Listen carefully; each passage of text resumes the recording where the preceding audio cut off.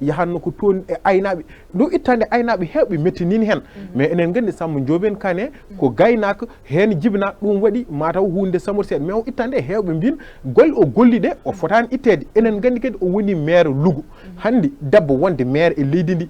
joni ina wawi taw ina weeɓi kono nden ina sattuno hani feewi o waɗi o tinnima hoɗo woni maire Louga ganduɗa ko yimɓe mawɓe banggal politique gonno toon o woni ministre de la pêche on mbimamni joni o waɗi hen golle baɗɗe fayida hoɗo totti golle ɗe Aliou Ndoye ina joga yakar kadi Aliou Ndoye ma ɗo golle ɗe no hannirta Naissa Sow ko noon tigui ko ñaganademo balɗe juutɗe e battane moƴƴe kanko Aminata Mbengue Ndiaye saabu eɗen jii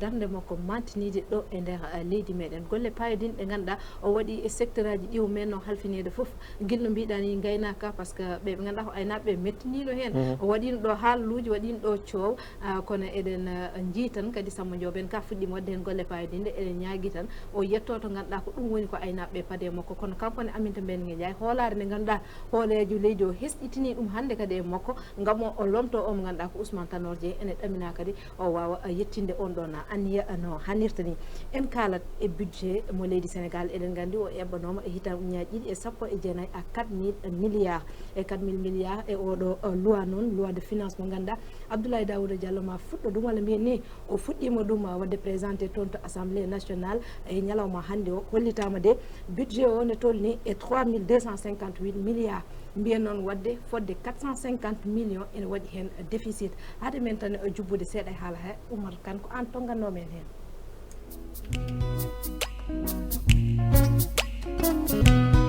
budget Sénégal mo hitande ujunnaji ɗiɗi e nogas ma yawtu ujunnaji tati e temedde ɗiɗi e capanɗe jettati milliards taw ma déficit won hen hon manquement ma tolno e temedde nayyi e capanɗe joyi milliards jagorɗo kalfinaɗo finance e budget hon Abdoulaye Daouda Diallo mo naw on projet de loi toon to suudu sarɗiji e yes député ji ɗi taw ko budget général mo état o e 2020 tolno e ujunnaji tati e temdere e nogas e ɗiɗi piccal capanɗe joyi e joyi milliards taw dépense uji makko in tolni e ujunnaji tati e temedde joyi e capanɗe jeeɗiɗi e tati milliards ko ɗum saabi on budget kin tolno e temdere e capanɗe tati e joyi milliards woni ko ngakki ko hen hon déficit mum budget mo 2020 ɓeydim e kin tolno e temedde ɗiɗi e capanɗe jeenayyi e tati piccal capanɗe jeegom e jeegom milliards budget hikka so fondama e budget rawande o ma waɗa ngakkere temedde jeeɗiɗi milliards e on budget kino tolno e temedere milliards feccat tan ko hakkude présidence et secrétariat général du gouvernement présidence de la république ma heɓa kin tolno e capanɗe jeeɗiɗi e jeetati milliards halis men franc CFA taw ko secrétariat général du gouvernement maɓe keɓa kin tolno e nogas e joyi milliards assemblée nationale ma heɓa kin tolno e sappo e jeeɗiɗi milliards franc CFA budget Aminata Mbengue Ndiaye mo ganduɗa o saaha ko kañum ardi au conseil des collectivités territoriales tolni e milliards uji jeetati temedde jeegom e capanɗe nayyi millions halis men franc CFA taw ko Aminata Touré mo ganduɗa ko kañum ardi conseil économique social et environnemental budget mum in tolni e milliards uji jeegom 608 millions 100 000 francs CFA ina teska e ɗine institution ngaji ɗiɗi foof budget ji mumen ko ɓeydi toon to conseil constitutionnel et to cour suprême hay toon ko wayi noon teska toon kamɓe ne budget ji maɓe ɓeydim conseil constitutionnel ma heɓa kin tolno e 1 milliard 426 millions taw rawande eɓe keɓno ko 1 milliard 247 millions cour suprême kañum heeɓi kin tolno e 1 milliard 847 millions 470 000 francs CFA toon to cour des comptes maɓe keɓe kin tolno e 6 milliards 614 millions 169 152 francs taw rawande eɓe keɓno ko 5 milliards e ko fawi Eva Malikol Seck heeɓi kin tolno e 200 millions francs CFA caggal nde hollituno budget maɓi toon to comité national de l'initiative pour la transparence dans les industries extractives mo ganduɗa ko kanko erdi ɗum ina famɗi ko ɗum saabi e budget 2020 mo heɓa temedde tati e capanɗe joyi millions taw ko OFNAC kon office national de lutte contre la fraude et la corruption mo ganduɗa Seynabou Ndiaye Diakhaté ardi ɗum budget maɓi kin tolno e temedde tati millions ɓeydama hen oɗo budget ko kañum saabi ñamali leydi Sénégal hiisa tan ke ujunnaji jeetati milliards halis men franc CFA ina wayno noon leydi Sénégal so tawi ƴewtaki dépense uji mum wondude e budget ji ɗe waɗata ɗo e duuɓi payɗi ñamali makko ma ɓeydo hewde no hannirtani e nder windere nde.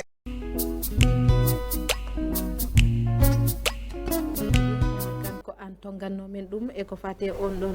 budget mo leydi Sénégal recette aji dañaɗi hen ɗi ene tolni e 3258 milliards wadde mbiyen tan ene waɗi déficit mo ganduɗa ene tolno e 450 milliards ɗum nden so yantino hen ko ɗum wawata timmude 4000 milliards mo ganduɗa ene eɓɓano budget mo leydi Sénégal Oumar Kane holko mbawɗa hen jaccanade yimɓe eyi bon budget o ko foti yaadi assemblée nationale député ji mbaɗɗum adopté donc on mbiɗani mi sikki fuɗɗima gila hannde Abdoulaye Daoud Diallo ministre des finances et du budget ko kañum fonno yaadi toon kono budget o ko 3258 milliards woni ko recette uji ganduɗa ɗiɗo dañama peut être budget o ina fonno yaade ha 4000 milliards wadde ina waɗi manquement ji kin tolno e 450 milliards ɗum noon saabi ɗum tan ko wonko ganduɗa e mbaɗno ɗum prévoir eɓe keɓani wawi taw banggal investissement ji ɗi ganduɗa ɗum ɗo ko ɓeydi hen walla to banggal impôt ji ɗi ganduɗa joɓaki ko ɗum saabi eɓe jogui on déficit kono hayso tawi Sénégal ko leydi ganduɗa ndiɗo wona leydi wande développé min mbiyami tan ko budget ji mum ina ɓurti trop par ce que ƴeewi budget kin tolno e 4000 milliards e leydi mbani Sénégal peut être que c'est répartition aussi fotani Aïcha Sow sa ƴeewi répartition wiye assemblée nationale ma heɓ 17 milliards palais de la république ma heɓ kin tolno e 58 milliards bon an a namno ni question hoɗum liggoto palais hoɗum liggete palais ha palais il faut tottede 58 milliards par ce que enen gandi palais so yawti personnel gonɗo toon mi yani toon liggey kine naw 58 milliards assemblée nationale so yawti pléniére baɗteɗi toon mi yani liggey nawowo 17 milliards mi haalani institution ngaji goɗɗiɗi wadde hay so tawi Sénégal enen gandi kadi recette uji mum jarani noon n'est-ce pas Sénégal wona pays baɗ développé wadde recette uji mum kamɓe sen mbaɗa budget e potani nawde budget o ha mawno eɓe mbaɗa yakar e recette walla mbaɗa yakar e impôt leydi ndi impôt rewnaki lawol hande ɓurɓe ɗo jogade haalis walla société ji ɓurɗi ɗo mawnude joɓta impôt ɗum woni ko addan ko leydi ndi caɗele so yimɓe kaali tan wiye woto kaal yo deƴƴi ɗiɗo multinational uji jaake leyɗele tubakoɓe kamɓe ballat men to banggal budget ballat men to banggal ndenka e kisal woni sécurité wadde woto kaalen goppen alors que entreprise uji ɓurɗi mawnude ɗo e leydi ndi kañumen poti yobde impôt on impôt ma ya e budget o waɗa ɗum gonflé mais so tawi on impôt yoɓaki ɗin taskuji joɓaki à chaque fois a waɗat eɓɓore 4000 milliards tu te retrouves avec 3050 milliards ɗum c'est tout à fait normal ko ɗon bademema Abousi par ce que on économiste goto wiyanno kam joni so tawi déficit waɗi tawata koɓe jogui probléme to banggue recouvrement koɓe ɗaminno ko eɓe keɓa ɓe keɓani to banggue impôt ji ɗi ya probléme est ce que aussi a sikkani ɗum ɗon en foti jeeyede e objectif aji ɓe ganduɗa ko hooreɓe leyɗele ma walla mbiyen laamu meɗen gam ko laamu ngu foti hebde e haqqe muɗum e nder leydi ndi ɓe mbawa ɗum hebde to banggue koppareje saabu no Omar wini yimɓe foof ne gandi ɓe ganduɗa kamen ɓuuri jogade ɗo koppareje ɓe joɓata impôt entreprise aji ɓurɗi moodi yobde mumen impôt foof ko probléme et aussi to banggue laabi infrastructure ɗi ganduɗa ene mahe ɗo hen ene fewne ɗum ko pour ha jibinana leydi ndi Sénégal ko wayno AIBD en ko wayno autoroute à péage en ɗum foof ko wawde e jibinande leydi ndi kalis mo ganduɗa ene arta e keese mais so tawi ɗum ɗon foof yarano fotini yarude est ce que fotani jeeyede e combat ji laamu ngu aussi wadde feere haaɓe keɓa toon koppareje ƴeppoti ɗon hebde gam wadde gonflé budget o no hannirta ni oui effectivement ko hokkiriɗo do idée mo ganduɗa hoorema c'est confondu et c'est croisé ganduɗa hoorema ne foti serdede je pense que pour wadde contre-pied Oumar Kane joni wonde 4000 milliards ɓurtiri Sénégal budget min pour min manqui par ce que plus que budget on ɓeeɗo wadde large plus que on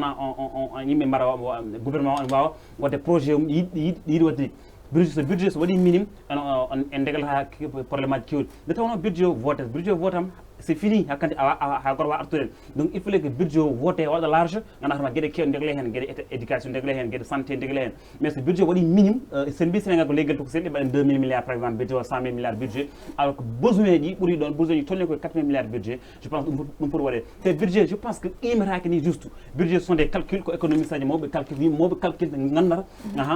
pays o et par rapport et souhait du gouvernement par rapport et ko lamɗo yiiɗi wadde ko voilà ko ɗum ɗo à peu près fotata yonde c'est-à-dire so wiyama 4000 milliards ko ɗon fota yonde en 1900 par exemple 60 so budget Sénégal wawone 4 000 milliards par ce que Sénégal heɓani ɗon sohlani ɗin ɗon projet mais en 2019 effectivement so budget Sénégal wiyama ari e 4 000 milliards je pense que c'est normal maintenant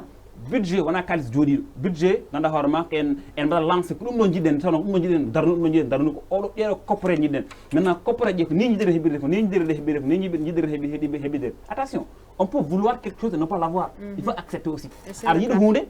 Allah wima aha wona noon il faut goto ko manque waɗa déficit te je pense ko manque ko waɗani différence totalement ha kene jara on kene wiye scandale sinno wiye noon par exemple budget ko 4 000 et on retrouve aujourd'hui à 2 000 là il y a un problème mais c'est un manquement de 400 milliards on ne sait pas quoi de là ça se gère ngana hono ko gueɗe e pamal kadi aussi wona scandale sako wiye ko waɗa détourné wona haalis joɗinoɗo sako wiye aha haalis waɗi 4 milliards o joɗino maintenant on se retrouve à 3 000 hawma manda holɗum milliard sako wiye milliard gueɗiɗi ko waɗa détourné kono hono ko prévision on noon maintenant en jettaki ɗon donc je pense que wona scandale aussi ça se comprend dans un pays comme le Sénégal maintenant ko aysa haala ko c'est un problème majeur ko uure ngana hono n'importe ça vrai les multinationales en jiiɗo hay banque uji mabɓe soɗe garɗo ɓe joɓata on taxe on certain impôt en jiiɗo entreprise mabɓe muɗɗi fof joɓata ɗo ko rewi lawol tawno en jogui exemple kewɗi ɗi dokkiɗe ɓe ganduɗa hoore mais yappa ko kamɓe wonɓe digne fils du Sénégal ɗi ganduɗa e ɓen ɗo nder leydi eɓe jogui entreprise aji mawɗi e poto wawde wallu leydi ndi kono nde tawno jomum ene heewi circuit ɗi ganduɗa ene wawi hen naftude ha so fotino yobde sah nde hinande yoɓoya hitande mo wuuri walla yoɓoya ko ɓuuri ɗum ɗon famɗude ɗum aussi eɗen gandi wallani leydi ndi ko ɗon fayo woni ko gouvernement franc jogade faiblesse ɓe ganduɗa hoorema franc ko ɗon gouvernement waɗi raté ɗon gouvernement o yeni ha talli ha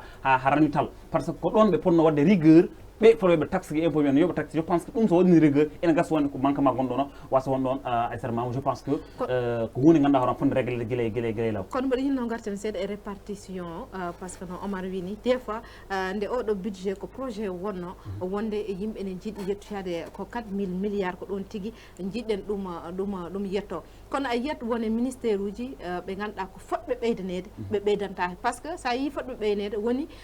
jagolgal ngal ɓe gardigal ene heewi caɗele ne heewi probléme aji poɗɗi réglede kadi ne heewi golle ɗe ganduɗa keewi ene foti hen gollede kadi jomum en daari ene yiiɗi mais manquera ko moyen wawde gollu ɗum ɗon jiiya ɓeydo mo ganduɗa ɓe ɓeydana ko ganduɗa hay koɓe keɓno ko ɓe gollani hen ko ganduɗa kene jaari keɓe ɓeydane ɗum ɗon aussi c'est un problème. Bon, et on aspect, je pense qu'il y a un peu loin, le stade de scène. Surtout, je dis que quand on fait budget présidence, budget palais, et on a depuis tôt. On voit aussi avoir une femme c'est à l'interne qu'on gagne là que aussi on a une fois halté on a une fois banginte de weer que euro 50 milliards mon présent total ko dum on ganda c'est secret on ganda aussi ce qu'on appelle secret d'état donc aussi il faut qu'on accepte ça ganda horma no la mo jigi den pg mais aussi peut-être sont des dessous de table plus ou moins positifs jagendum jogde hen jorto mo tan ko positif plus ou moins positif on tagar budget président de la République il y a tolni et on doit niveau donc aussi ɓayde en ngala hen carrément des chiffres net ganduɗa hono ɗum foto won dépense uji président de la République en mbawi wiide ɓurti walla manqui maintenant haali ko waɗi important wonɓe ganduɗa hoto eɗen gandi woni jaggoɗo woni ministére en kii probléme ganduɗa hoorema en ponno ɓeydinede ha kañumen ɓeyde jogade koyno éducation koyno électricité koyno santé surtout la santé c'est un 1000 problème ganduɗa hoorema ko 1000 problème santé jogui je pense que kala budget ɓuurɗon mawnude santé kam ene budget mo santé en foti mawnude so tawi noon ɓeydaka toon budget goɗɗi ɓeydama ganduɗa hoorema eɗen cikki fotani wonde aussi c'est un déséquilibre total et peut-être c'est pas logique. ko ɓette ko aussi alay sago ƴeewe so tawi waɗi surplus e résultat ji ɗiɓe mbaɗanno produire ɗi par ce que aussi ɓeydude budget taw golle ɗe mbiyen nan ɗon mais résultat ji ɗi ɓeydaki ɗum kadi ko probléme mo ganduɗa ene foti ƴewtidede no hannirta ni kono cikkumi en guddirat ɗon jehen e toɓɓere meɗen sakkitide woni ɓe ɓe ganduɗa ko ɓesguji leydi Guinée Conakry wurɓe ɗo e nder leydi meɗen Sénégal ɓe mbaɗi moɓodiral ñande asende kamɓe foof ɓe ndendi toon to place de la nation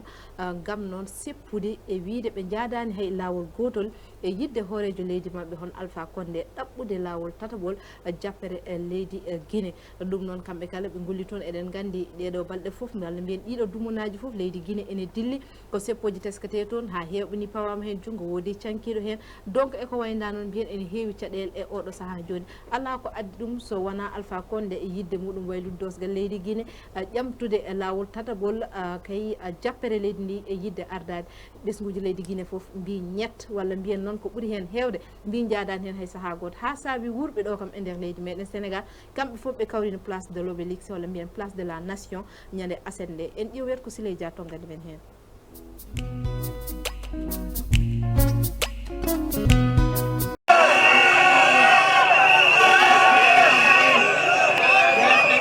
ko sanga waktuji 16 kamɓe seppannoɓe ɓe gam hollidde eɓe jaadani e mandat tatabo mo Alpha Condé président de la république mo Guinée Conakry yiɗi yuɓɓinde ko pancartuji jogaɗi e juuɗe t-shirt aji bindaɗi non à la 3e mandat gon seppo noon ɓesguji Guinée yaadi hen kay ballal mouvement Y en a marre et société civile mo leydi Sénégal. aray ɓernade no waali moƴƴano par ce que lani jama o notike on a vu vraiment une grande mobilisation de Guinéens au Sénégal donc ara en holliri ara a mulam fe ha joni ɓe kolliti ɓe jaadani oɗon 3e mandat o ko mbaɗo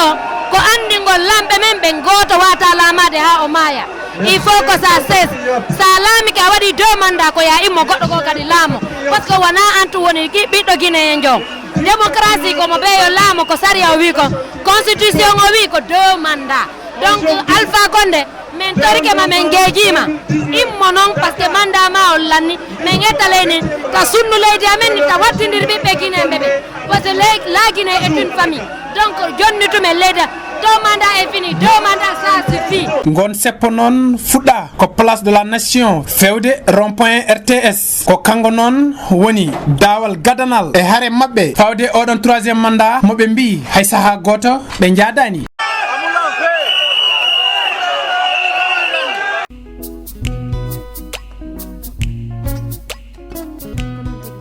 Siley Dia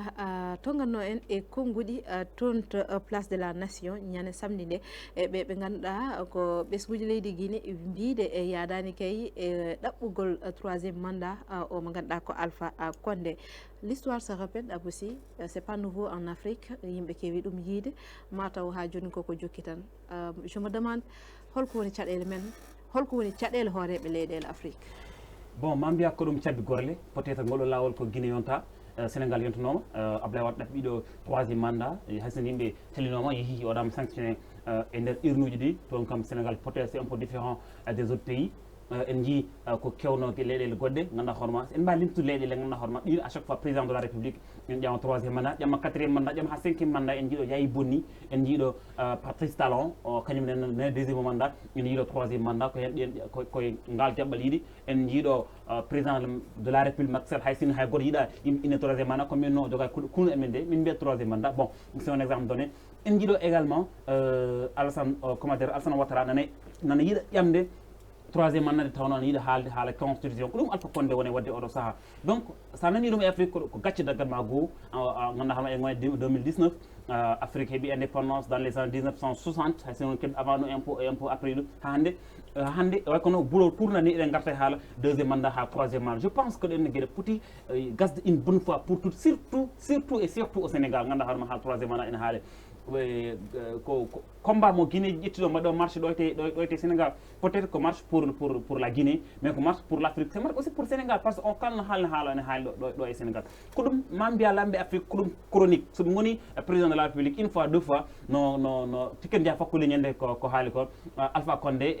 est devenu fou Alpha Condé est devenu fou Alpha Blondy wonko yimɓe kañum un président élu 1 fois élu 2 fois élu 3 fois élu 4 fois ça devient de la dictature effectivement ça devient de la dictature gandarma galle mo bamma jeeya ka jibiraɗo hen jangguɗa hen goɗɗo jibina hen janggi hen wiyama ko mandaji ɗiɗi jogo mandaji ɗiɗi puusa ɗon goɗɗo ara jogo mandaji ɗi wona tan wonde gonnaɗo on sa paari gadda ɗo migné walla gadda ɗon baari c'est du n'importe quoi ce qui se passe en Afrique kamɓe kuɓɓata leyɗele kam mbaɗa ɓesguji ɗi kamɓe kadi so tawi so yiɗi deeƴa leydi huɓɓi économie yahata sport yahata loisir yahata culture yahata tout est au bloc kala ko ganduɗa hoorema kala ko fonno tagde leydi o développé watta leyɗele mbatta développé en jeeya ko hadi Afrique yaade kono Afrique ɓamtade ɗiɗo fitnaji bonni par ce que fitin waɗi hay goto liggota goto oto koñum kono wurdiri harema addi dañal addi calel dawade ko dañal harema wiɗa liggoyo il faut que cafra probléme politique il faut que Afrique règle probléme politique les questions de mandat là ɗum ça doit être réglé partout kala jogui 2 mandats ti pousse voilà e goɗɗo ara heɓe mandat muɗum kañum ummo ɗon wasa wonde ene changé constitution ñen fof ko référendum ñen fof ko gulare ñen fof ko luukal ñen fof ko ƴiyam ruufin ñen fof yimɓe maayi c'est la honte min mi ala probléme Omar e troisiéme mandat so tawi ɓesguji ɗi ne jiiɗi ala caɗele hayso tawi yimɓe jii Vladimir Poutine laamima guilanage fuɗani ha joni nan ɗo no jooɗi peut être ko ɓesguji mum jiiɗi walla hayso tawi kawuji ɗi ene serti donc min mi ala caɗele à ce que neɗɗo wiye ɗaɓɓi troisiéme mandat mais ko woni probléme om woni ko ganda ɗum ɗo dosgal leydi ngal jaɓani mbiya forcément aɗa ƴetta aɗa waɗa révision constitutionnelle juste pour ɗaɓɓidde troisiéme mandat kadi ko ɓuuri hen wadde pire woni ɓesguji ɗi nana mbarodira e beddaji e wiide min jiiɗa mais attends so neɗɗo kay yiiɗi ko wallude walla teɓe mbi min jiiɗa wallede cikkum ɗum fotani addude haala jomum foti tan ko luɓirde ko ɗum fotani addude haala jomum foti ko luɓirde ɗum woni gonga Aissa Sow par ce que min kam Afrique tan jiyami neɗɗo laamu 30 ans 25 ans kadi siŋo e laamu wi woppata ɗum Afrique tan jimi ɗum laamu wel noon Omar a sellani ka baɗɗo paralysé côté goto jaaha aɗa waɗa campagne présidentielle a yejjiti en jeehi Gabon Ali Bongo garen Gambie hono foti duuɓi Yaya Jammeh laami nde président kesso gagnima de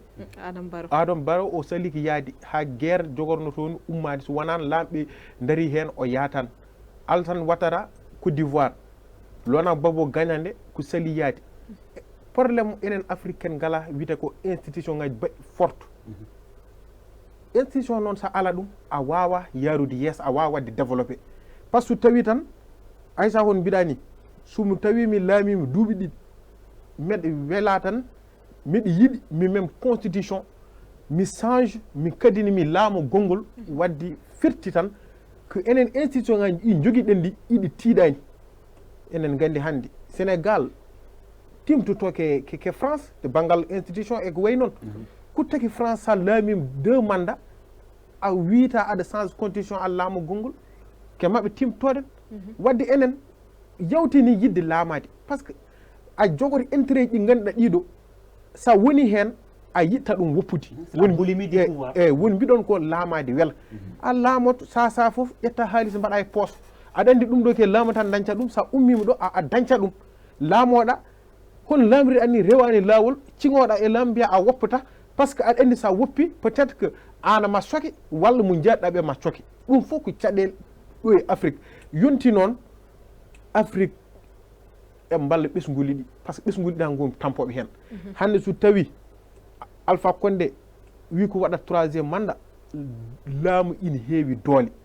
ina wawi ni jomum wasa waɗ 3e mandat mais ɓesguli ɗi kam tawata ko lorima hen par ce que heɓ puɗɗima hen mayde déjà so continue heeɓima maayoyi hen imagine Côte d'Ivoire tolnino to e banggal développement nde Laurent Gbagbo gagnande wi yaata hari ari ɗon crise kay wadde waɗi eɓe duttima duuɓi 5 walla duuɓi 6 caggal e banggal développement hay sa tawi noon a jogui budget 1000 milliards a joguima ɗum a ɗaɓɓi 3e mandat leydi ma waɗi haare caggal tan duttoɗen wadde enen Afrique enen jogui on probléme yonti noon hande gueɗe ɗen degle kala laamiɗo so tawi ene jogui droit ƴamde leefol laamu gongol ƴama so duuɓima so laami mandaji ma ɗi jaaha goppa goɗɗo par ce que wona an tan yiiɗi laamade leydi ndi wona an tan yiiɗi fewdude leydi ndi minen haaloɓe ɗo peut être que jangge mami jiiɗi laamade leydi ndi wadde kamɓe lamɓe ɓe e poti andude laamu ɓesguli ɗi foof go fof ene jogui droit ɗaɓɓude wiide ko woni président so tawi aɗa rendi les conditions mais wonde e laamu tan mbiya a woppata ɗum ko Afrique tan yiya te yonti eɓe gacci laamu ngu so tawi mandaji maɓe gasi addi ɗum foof noon mbiyen woni foɓre nde e woni caɗele nde ko gestion mo ganduɗa ɗum ɓe jogorto leyɗele ɗe par ce que abou noon so tawi neɗɗo andi so udditi porte de sortie damal paale ngal ene yalta fay ko prison sikki alhamma ñiiɓe laamu mbiya ummotako ɗum heewi addande e lamɓe meɗen caɗele noɓe kewi jogoraɗe leyɗele ɗe ni kewi wadde hen ko weeli ɗumen mbaɗa hen nanna e posuji mumen kalis ha heew mbaɗa enrichir tan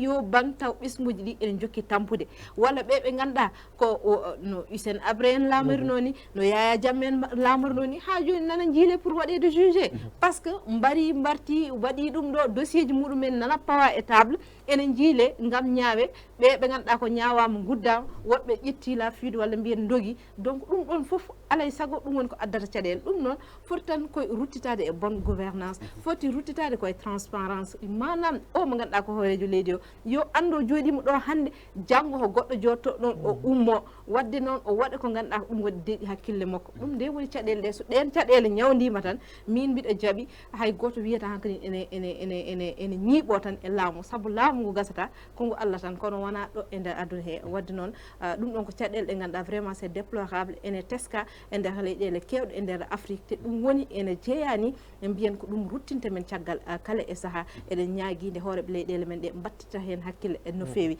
mboɗo andi tan ko nde ɗo toɓɓere ko ɗo tigui guddirɗen en gayni ha laaɓi ko dokkana ɗen hojomaji kadi yewtere nde fuɗɗima naywude Abou holko mbaynortoɗa oui ko weltade ne weltade no feewi juste rapport de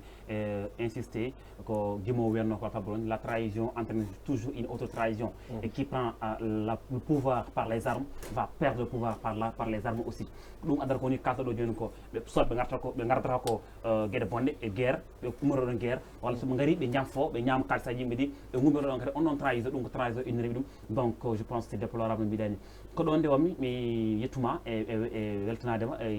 rendudema e kala instant e kala saaha e oɗo émission Jam Hiiri tout comme Oumar Kane e dendagal ɓe ganduɗa hoorema ko yeɓɓoɓe télévision fulɓe international en mbiɓe tan ɗum ɗo wonno ko gaddanɗon ɓe oɗo ñalawma hannde ko haala ɗo ko moƴƴi ko Allah ko fewani ko enen tawno ken yiɓe ken jumoɓe yoɓe jarlo en ɓe jaafo en en dokkiɓe rendez-vous ole mbiyen ha lawol gongol inchallah ɗo e nden yo jaam Allah e kisal wonemaɓe kamɓe fof ɓe kuuɓal ko noon tigui Oumar Kane ko maynortoɗa eyyi Aissa Sow Allah jarama ko weltare wonno yaddudema e plateau o Abou Sy ko noon ene jetti ene jarni bandiraɓe mo ganduɗa ɓe ko hajuji men goppuno gam yebde yewtere mabɓe Jam Hiiri kala ko feewi haallaji ko Allah subahanahu wa taala kala ko fewani hen ko enen gonɓe timmani wona ɗum wonno fanade kay wonno ko jewten pamdirene mabɓe haaɓe ƴetti hen famamuy baɗɗo fayida adi men e mabɓe ko saaha goɗɗo so wondi e welede Allah ɗo e nden yo jaam e kisal Allah wone mabɓe ko noon tigui on jarama Allah jarama on jarama bandiraɓe golɓe ɗiɗo ɓe ganduɗa kañumen catino kam e yewtere meɗen Jam Hiiri ko weltare kala e saaha yadude e moɗon e nde ɗo yewtere wadde noon musidɓe tedduɓe on beltanama on jarnama so waɗi hen ko ngakki e banggue haalaluji ɗi eɗen ñaagui yafuye neɗɗo woni mo timmani kono kadi haala weeɓani en jetti en jarniɓe ɓe ganduɗa noon ko kañumen gonno caggal meɗen mbaɗi feere ha ayaw meɗen wawi feñde mbaɗi feere kadi ha haalaluji meɗen mbawi yaltude woni régie Cheikh Falen Dahiru Karen kamɓe kala en beltanimamaɓe no feewi rokkude e musidɓe tedduɓe tan aadi ha kadi alarba sahori e welede Allah e équipe goɗɗo Jam Hiiri